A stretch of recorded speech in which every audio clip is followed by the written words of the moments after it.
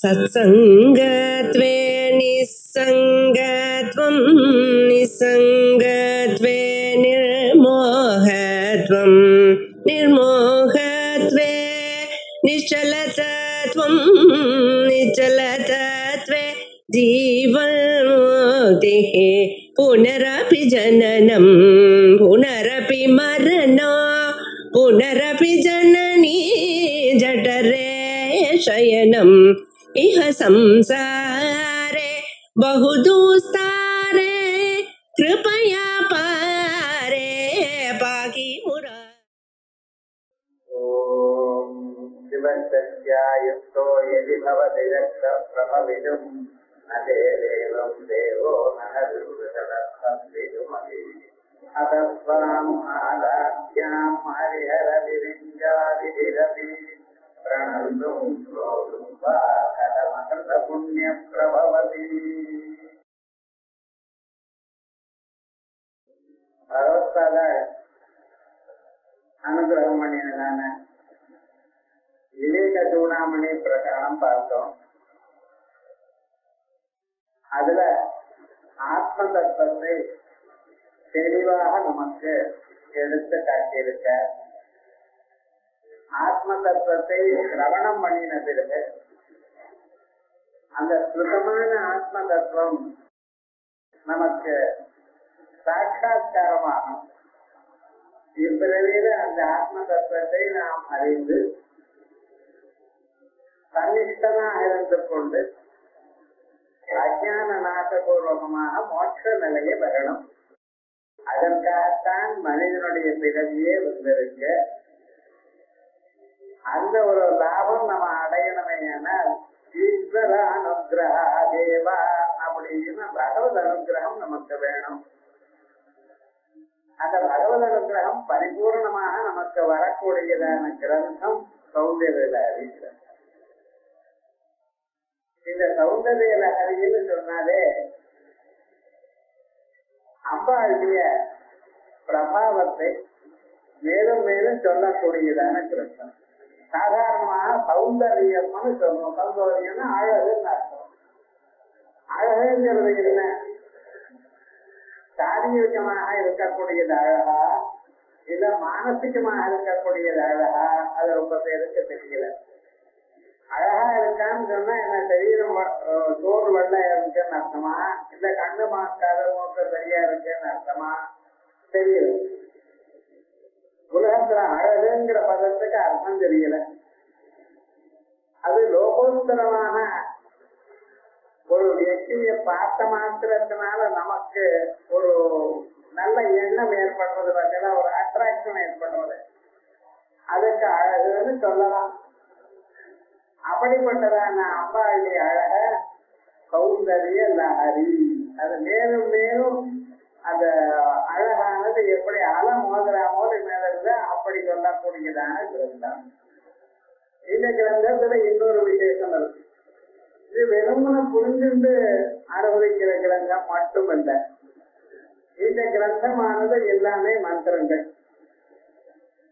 அந்த மந்திரங்களை நாம மேலும் மேலும் அதை அனுசந்தானம் பண்ணி கொண்டிருந்தோமே ஆனால் நம்ம வாழ்க்கையில நல்ல விஷயம் ஏற்படும். ஆகையால் அந்த முறையில மற்ற எல்லா கிரந்தங்களை விட இது ரொம்ப விசக்தியான ஒரு கிரந்தம். இதை கேட்ட மாத்திரத்தினாலேயே முக்கியமாக உங்களுக்கு கிடைக்கக்கூடியது என்ன? மனசாந்தி. மனுஷனுடைய மனசை எப்பொழுதுமே கொந்தளிச்சுருக்க கொதிச்சுருக்க. அதை கொதிக்கிறது தங்கிறது நின்று ஆனந்தமாக நம்ம நிலையில இருக்கக்கூடியது உதவக்கூடியது இந்த சௌந்தர்ய கிரந்தம். ஆகையால் இது வெறுமன இன்டலெக்சுவலா புரிஞ்சுக்கிறது மட்டுமல்ல, இந்த கிரந்தத்துக்கு ஒரு விசேஷம் இருக்கு, பிரசாத கிரந்தம்.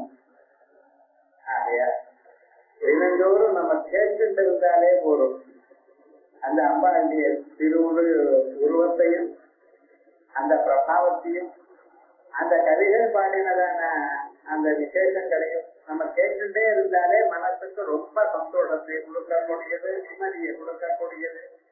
வாழ்க்கையில நம்ம அறியாம எத்தனையோ கஷ்டங்கள், சிக்கல்கள், இன்னல்கள் இருக்கு. அவை எல்லாம் போறதுக்கு ஏற்பட்ட கிரந்தம்.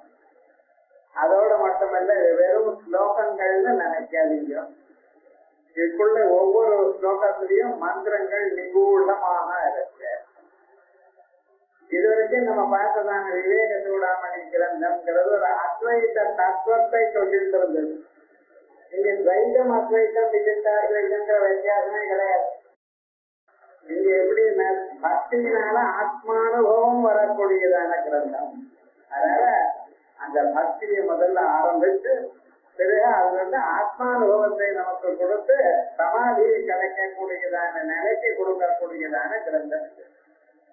இந்த கிரந்தத்தை 100 ஸ்லோகங்கள் இருக்க கிரந்தத்தை கைலாசத்துல பகவான் பகவத்பாதால் வாங்கிட்டு வந்திருக்கார். இது எப்படி நம்ம உபனிஷத்துகள்ல அபௌருஷேயமோ அப்படி இது அபௌருஷேயம். ஒரு புருஷனால் எழுதப்பட்டதான கிரந்தம் இல்லை. இந்த முதல் 41 ஸ்லோகங்கள் ஒரு பகுதி, மற்ற 59 ஸ்லோகங்கள் ஒரு பகுதி. ஆச்சாரியால் கைலாசத்துக்கு போகும் பொழுது கைலாசத்துல பிரகாரமாக இருக்கக்கூடியதான இந்த அப்பாவுடைய ஒரு சௌந்தரியத்தை சொல்லக்கூடியதான இந்த சாஸ்திர கிரந்தம் இது வெறுமன காவியம் மட்டும் இல்லை, இது ஒரு சாஸ்திரம். இந்த சாஸ்திர கிரந்தத்தை கைலாசத்துல இருந்து அவர் பார்த்து இது பூலோகத்துக்கு கொண்டு வரணுமா என்று நினைத்து வரும் காலத்துல இந்த உயர்ந்ததான ஒரு சாஸ்திர கிரந்தம் பூலோகத்துல அதிகாரிகளா இல்லாமல், ஏன் பூலோகத்துல அதிகாரிகள் இல்லைன்னா ரொம்ப பேருக்கு இன்னும் காமக்ரோதாதிகள் போகல. ஈர்ஷையும் அசூயம் இப்படிப்பட்ட குணங்கள் பூலோகத்துல இருக்கு.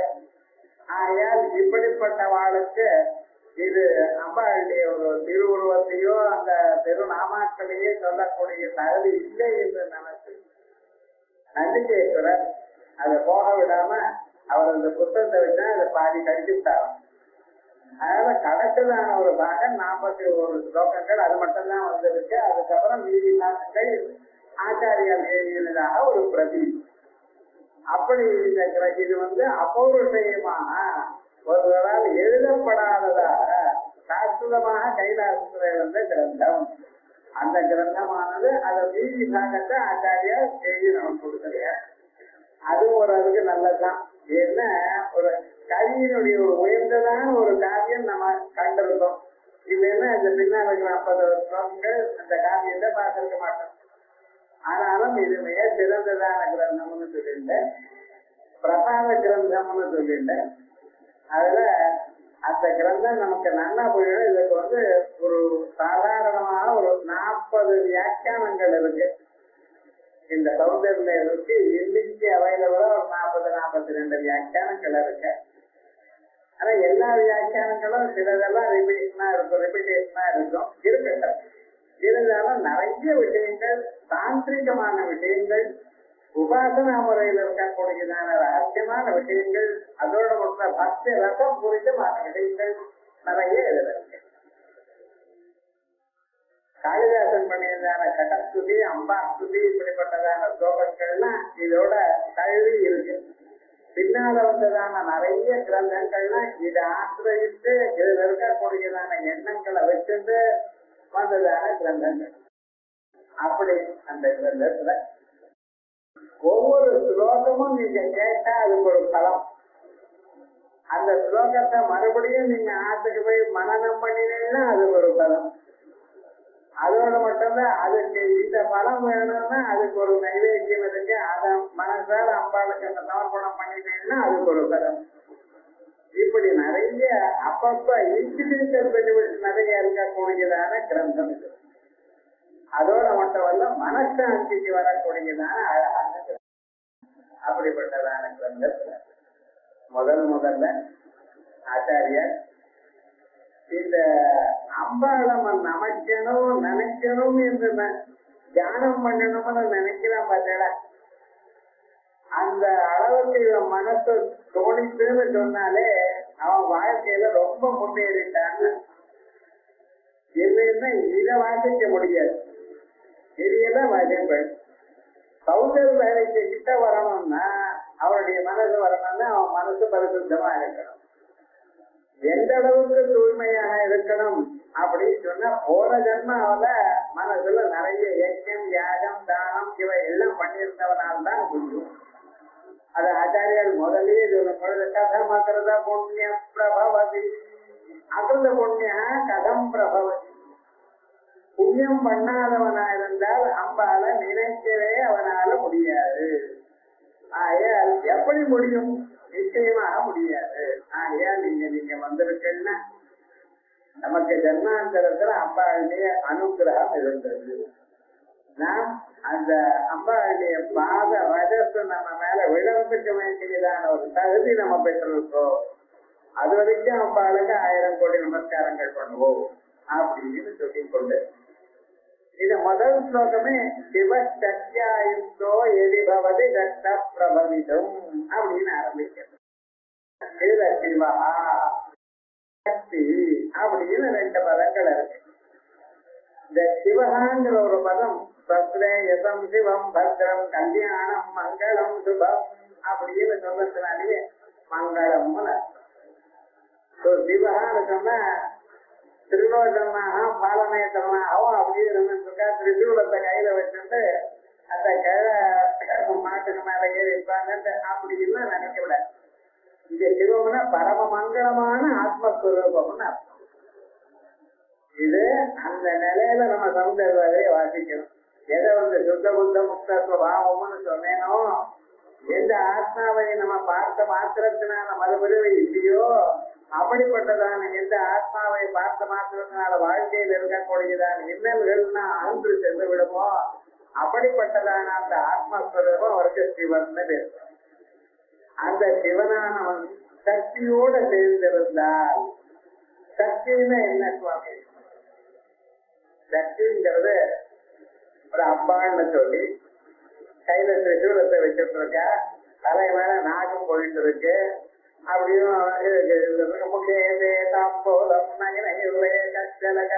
அப்படின்னு ஒரு காஞ்சிபுரம் பட்டுப்படவை கட்டிட்டு இருக்கட்டும். அதெல்லாம் இல்லைன்னு சொல்லல. ஆனா சக்தின்னு என்னது? இந்த கண்ணுல பார்க்கும் திறமை இருக்கு, காதுல கழிக்கும் திறமை இருக்கு, கால்ல நடக்கிறேன், கையில எல்லா காரியங்களும் கையால பண்றேன். இவைகளுக்கு ஒவ்வொன்றுக்கும் சக்தி வேணுமா வேண்டாமா? கண்ணுல பார்க்க திறமை இல்லாதவனா கண்ணால பார்க்க முடியுமா? நடக்க முடியலன்னா கால சக்தி இல்லைன்னா கால் நடக்குமா? அப்ப இத்தனை சக்திகளும் ஏதோ ஒரு இடத்துல இருக்கிற மாதிரி அந்த சக்திகளுடைய கூட்டம் தான் ஆத்யா சக்தி, பராசக்தி சக்தி. ஒவ்வொரு மனிதனுக்கும் அந்த ஒவ்வொரு பிராணிக்கும் அது தன் வாழ்க்கையில தான் எல்லா செயல்களையும் பண்ணுகிறதோ, இது எதனால பண்ணுகிறதோ அது. நீங்க பிராணசக்தின்னு சொல்லுங்க, பார்க்கும் திறமைன்னு சொல்லுங்க, நடக்கும் சக்தின்னு சொல்லுங்க, ஏதாவது இருக்கட்டும். நம்ம சாப்பிட்டதான அண்ணன் ஜீரணமாற சக்தின்னு சொல்லுங்க, ஏதாவது இருக்கட்டும்.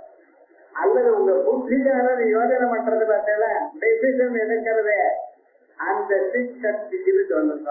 எல்லா சக்திகளுக்கும் மேற்பட்டதா ஒரு சக்தி இருக்கு. அது யார் இடத்துல இருக்கிறதா? எல்லார் இடத்துலயும் இருக்கு. அது அவ எந்த உதவி பண்றாளோ அது தகுந்த. எல்லோரு காலாலே நடக்க முடியுமோ இல்லையா? எல்லாரும் சாப்பிட்டா ஜீரணமாறதோ இல்லையா? இது யார் சார் பண்ணினா? எங்கிருந்து வந்தது? நீங்க இதுக்காக ஏதாவது ஸ்பெஷலா எடுத்துட்டீங்களா? இல்ல. அந்த சக்தியானது சர்வதா சர்வ காலம் பரிசு இருக்கு. இந்த சக்தி உலகத்தில் இருக்கிற எல்லா சக்தியும் கூட்டமா அவர் இடத்துல சேர்த்து வச்சோம்னா அதான் அம்பாள்னு சொல்லிடும். சிவக சக்தியாயுக்தோ, சக்தியோட சேர்ந்திருப்பேனால் பிரபவிதும், அப்பொழுது உலகங்களை எல்லாம் படைக்கக்கூடியதான சாமர்த்தியத்தை பெறுகிறார். உலகத்தை படைக்கக்கூடியதுன்னு அவ்வளவு சுலபம் இல்லை.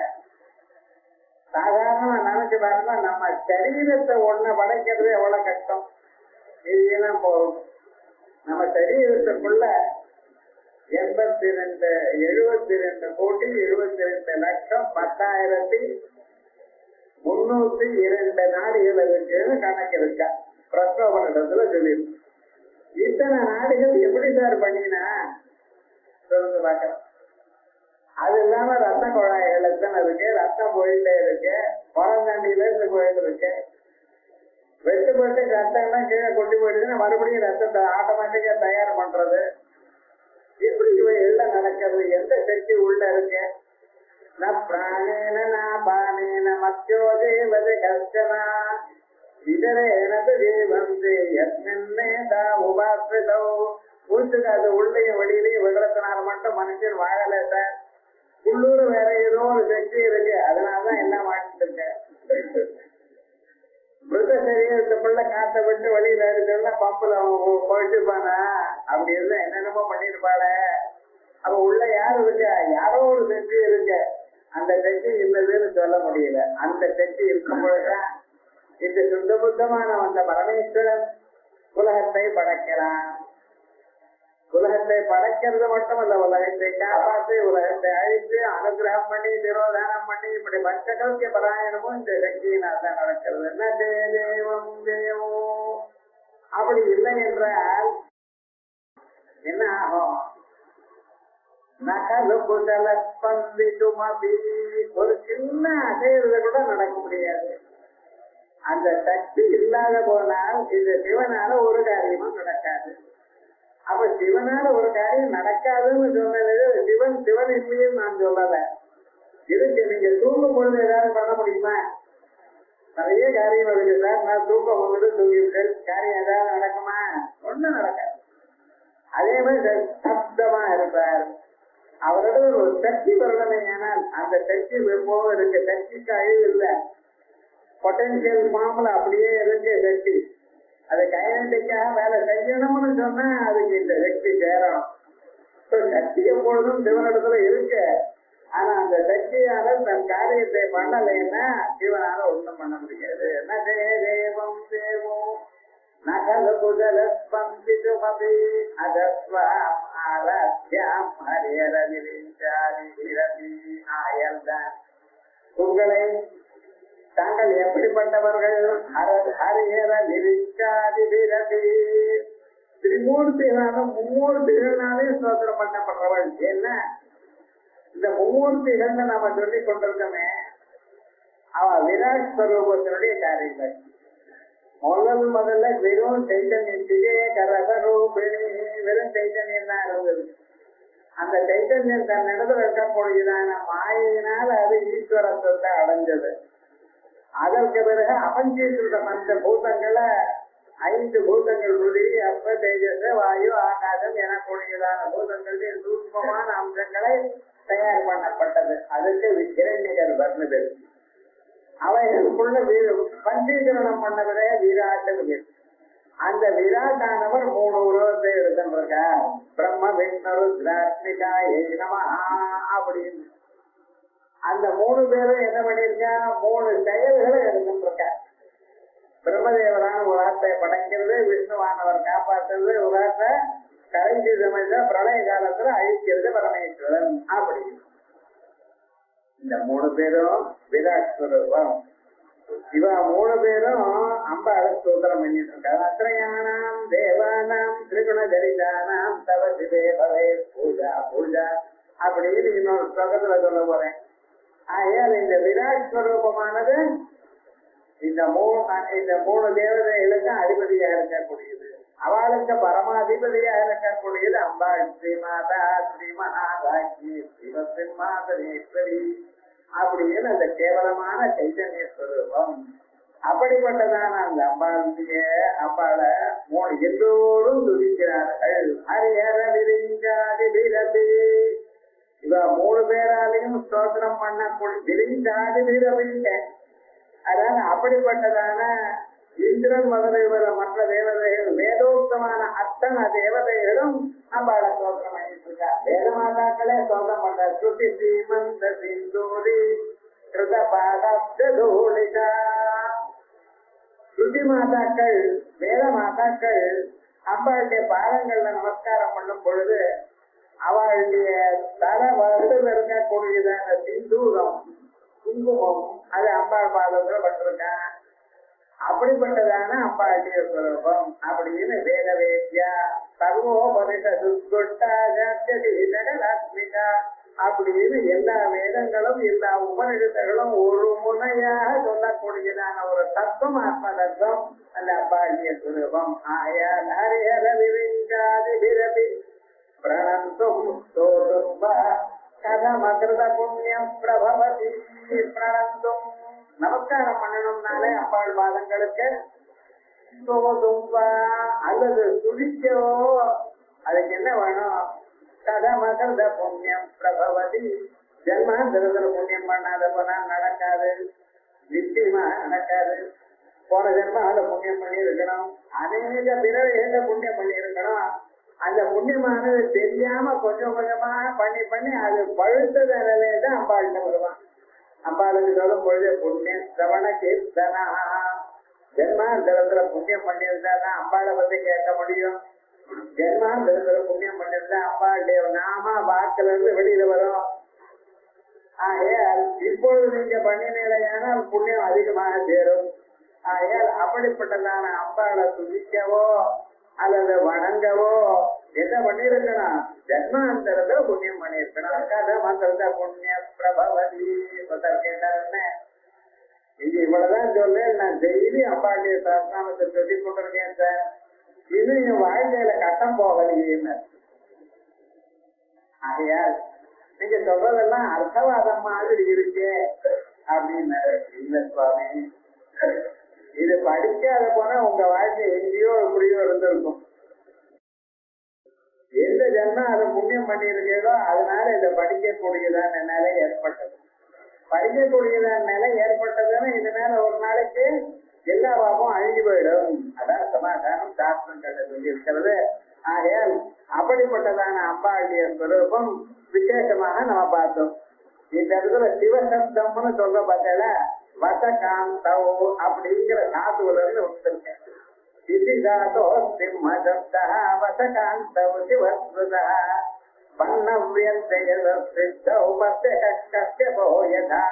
அப்படின்னு வசான்னு சொல்ல வேண்டியது பதிலாக சிவான் ஆயிடும். சிந்த தாத்து சிந்த பண்ணக்கூடியதான பிராணி எது? சிம்மம். ஆனா அது என்ன சிம்மம்ங்கிறது மாத்தி ஹிம்சான்னு சொல்லும். ஹிம்சான்னு சொல்ல வேண்டியது பதிலா ஹிம்சான்னு சிம்மம்னு சொல்லிட்டோம். அதே மாதிரி வசகாந்தவ் எல்லோரையும் அட்ராக்ட் பண்ணக்கூடியவர், எல்லோரையும் தன்னிடத்துல சேர்த்து கொள்ளக்கூடியவர் எனக்கூடியதான அர்த்தத்துல இருக்கிற சப்தமானது அது திருப்பி வசாங்கிறது சிவன் ஆயிடுது. ஆகையால் வர்ணம்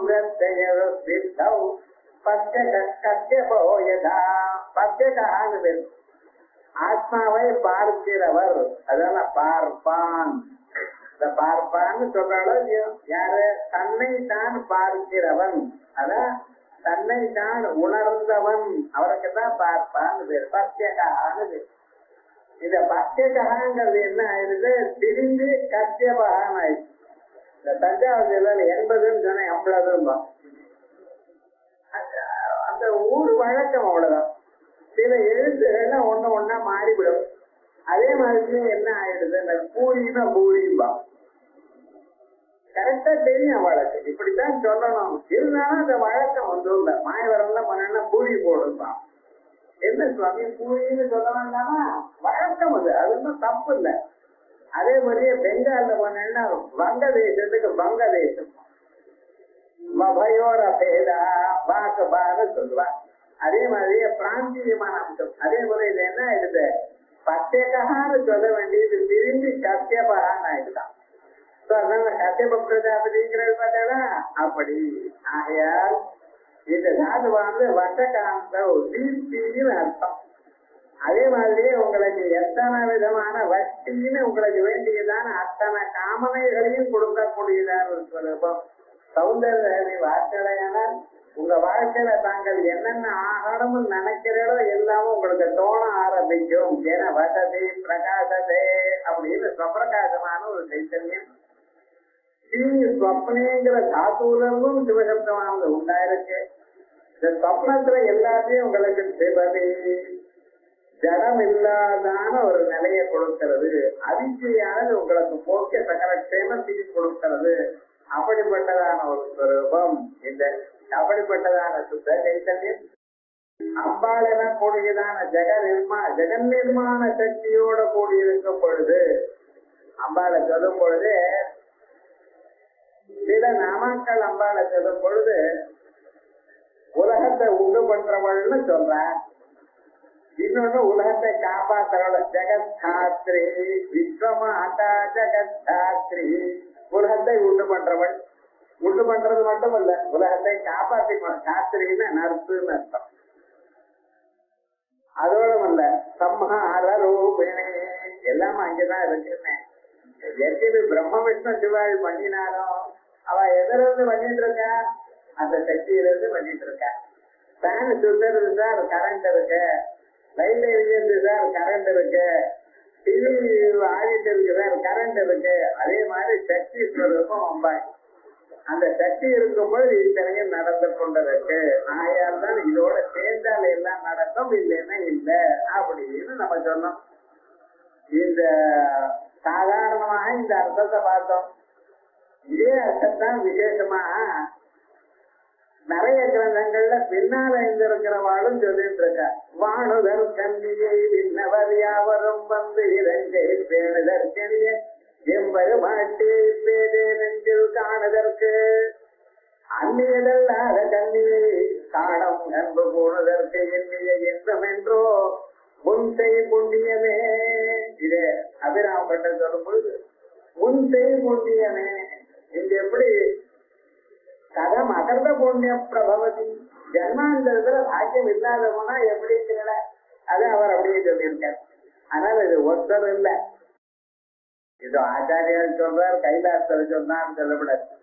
இது அனுபவித்த மகான்கள் தான் சொல்லிக் கொண்டிருக்கார். அவன் அந்த ஞானம் வந்த பிறகு திருப்பி பார்க்கிற, ஞானம் வந்த அபரோட்ச சாட்சாத்காரம் வந்த மகான்கள் எப்படி இது வந்தது அப்படிங்கிற தன் நிலையை பார்க்கும் பொழுது அநேக ஜன்மாக்கள்ல இவ பணியான புண்ணியத்தினால தாண்டி ஏற்பட்டது. ஆகிய தரமே ஜன்மனியதோ பாசகோ பவேது, சரம ஜன்மாவா இருந்தா தான் இதை அடைய முடியும். சரம ஜன்மாவா இருக்கணும்னு என்ன பண்ணிருக்கணும், அவனுக்கு வேதாந்தத்துக்கு வரக்கூடியதான தகுதி இருக்கணும். அந்த தகுதி இருந்தா மட்டும் போறாது, அவன் அதை டெவலப் பண்ணிட்டு அவரோட சாட்சாரம் பண்ணக்கூடியதான நிலைமையும் இருக்கணும். அந்நிலைமை இந்த அம்பாஜி அனுகிரகத்தினால்தான் வரும். இது ஒரு அர்த்தம். பிறகு சாஸ்திரத்துல இருக்கிற ரகசியம் சிவன் சக்தின்னு ரெண்டு பேரும் சொன்னேன் பார்த்தீங்களா. இந்த சக்திங்கிறது கீழ் நோக்கி இருக்கக்கூடியதான 5 முக்கோணங்கள் ஸ்ரீசக்கரத்துல, மேல் நோக்கி இருக்கக்கூடியதான 4 முக்கோணங்கள் சிவசக்கரங்கள்னு பேர். இந்த சிவசக்தி ரெண்டு சேர்ந்தால் ஸ்ரீசக்கரமானது உண்டு. ஸ்ரீசக்கரம் சிவயோர்வபோ அப்படின்னு இந்த ஸ்ரீசக்கரம். அதுல ஸ்ரீசக்கரம் இருந்தாலே போறோம். ஸ்ரீசக்கரத்துக்கு வெறும் 2 புஷ்பத்தை போட்டு நமஸ்காரம் பண்ணுங்க, வேற ஒண்ணும் வேண்டாம். நித்தியம் தன்னிதா தேவி, அந்த அம்பாள் எப்பொழுதும் தன்னிதா சாஸ்வதமாக இருந்து கொண்டு இருக்க. அதுக்கு நீங்க பிராண பிரதிஷ்டை பண்ணணும், இவ எல்லாம் ஒண்ணும் வேண்டாம். சாதாரண எந்த வியக்தியா இருந்தாலும் சரி 2 புஷ்பங்களை போட்டு நமஸ்காரம் பண்ணினா போறோம். அந்த இடத்துல நித்தியம் சன்னிகிதா தேவின்னு சொல்றது. நீங்க புஷ்பம் போட்ட நமஸ்காரங்கள் பண்ணி கொண்டே இருந்தீங்கன்னா கொஞ்ச நாளைக்கு குரு உங்களை பார்த்துட்டு வருவார், அம்பாலே அரேஞ்ச் பண்ணுவார். அரேஞ்ச் பண்ணிட்டு உங்களுக்கு உயர்ந்ததான அந்த தத்துவத்தை உபதேசமாய் நீங்க அதை மோட்சத்தை அடையக்கூடியதான நிலையும் பண்ணி வைப்பாங்க. ஏன்னா அவ்யாஜ கருணா மூர்த்தி அஜானத்வாந்த தீபிகா, அவ்யாஜ கருணா மூர்த்தி, ஒரு தண்டு தடங்கள் ஒரு காரணமும் இல்லாம உங்கள கருணை காட்டுறவள் அம்மா. அதோட மட்டும் இல்ல, கருணை காட்ட என்ன பிஸ்கட் வாங்கி கொடுத்தோ சாக்லேட் வாங்கி கொடுத்தோ என்ன பிரயோஜனம் இல்ல, அடிப்பட்ட நான் வெறும் ஆயின்மெண்ட் தகவலின பிரயோஜனம் என்ன, அப்படி இல்லை. அஜானத்வாந்த தீபிகா, உங்களுக்கு மறுபடியும் இந்த அஜானம் என்கிறது இல்லாமல் பண்ணிவிடுவாள். யாரால பண்ணிவிடும், அது அம்பாளால் தானே முடியும். ஆகையால் இந்த சிவசக்தி என்கும் பொழுது ஸ்ரீசக்கரத்தில் இருக்கக்கூடியதான 9 முக்கோணங்களையும் குறிக்கிறது.